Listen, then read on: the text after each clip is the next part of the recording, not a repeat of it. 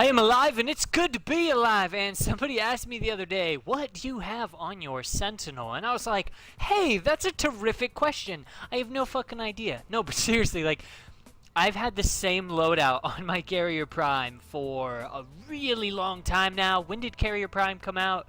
A long time, basically. And all I could remember was my two newest mods I put on him. So I want to show you guys what I have for my Sentinel loadout. Obviously, it could be better, but this just does good enough for me, to be honest. Like, I haven't felt the need to upgrade my carrier, like, oh man, he's really slacking or he's not doing his job. The only thing I would suggest is upgrading your sanctuary to be better than mine. Mine does break pretty easily. But anyways, I've got Meta Ray, which is sweet. My Sentinel occasionally heals me, restoring 12% of my health over 4 seconds, which is really nice, especially if you have a frame that has a really high amount of health because it heals you for more. It's also great when paired with frames that already heal, or Oberon, because Oberon's healing actually heals your Sentinel. So by healing yourself and your Sentinel, you're also keeping your Sentinel alive to heal you even extra. It's fucking awesome.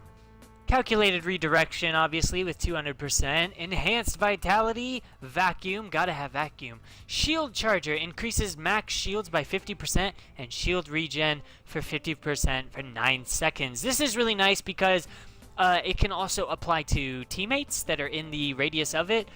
So it's really cool because it'll boost your shielding and cause your shields to regenerate more quickly for a time. And if the ability cuts off, and you haven't been taking damage, you will keep the little bit of overshielding that it gives you, which is kind of a nice touch, but it will not stack. So if you keep that overshielding and the ability activates again, you are not going to get even more overshielding. It'll only go up to a certain extent. Guardian, which is awesome, it immediately boosts your shields to 100% when it runs out, but it can only do this every now and then. The reason this is awesome is because a lot of people ask me for my Chroma build. They're like, well, you didn't even put a redirection or a vigor. You know, do you even have enough shielding to gain the full benefit of Vex armor? For those of you who don't know, Chroma's Vex armor causes him to be more damage resistant when you take shield damage. And the answer to that is yes, because I have this mod equipped on my Sentinel, which I have equipped at all times. So the second my shields run out, they're instantly recharged. So even if I didn't get my full buff, within the small amount of shielding it takes for them to damage it, then yeah, my Sentinel just refills it, and then it definitely ensures that I stack the effect. I've got Coolant Leak, which, that sounds a little bit inappropriate, which causes your Sentinel to have a 3-meter freeze aura, which slows enemies in its radius by 10%, which is kind of nice. It's not terribly noticeable, but it's better than nothing. I think it's a cool feature. Sanctuary is incredibly helpful. This essentially makes it to where when you're reviving a downed ally, teammate, whatever, your Sentinel will create a bubble, a sphere of protection around you that will absorb a certain amount of damage. This obviously has almost none. But it's still helpful, believe it or not, because bullets will not puncture through it, I don't believe. So if a bombard or somebody shoots a rocket at me, it'll hit the bubble first instead of me and then destroy it. It's pretty helpful in most situations. And then, of course, Ammo Case, which increases ammunition capacity by 25% and converts ammo pickups into ammo for the equipped weapon.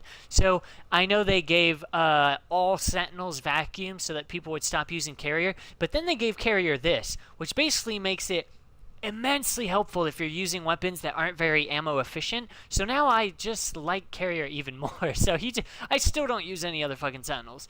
And then I have Regen, obviously, which adds a, you know, if your Sentinel dies, he'll come back to life. This one only works up to 1 time, I believe, so it's not terribly helpful. But it is still better than nothing, so this is the loadout I have on my Sentinel. The reason I do not have Animal Instinct, I just don't care, you know. I'm good enough at finding loot on my own.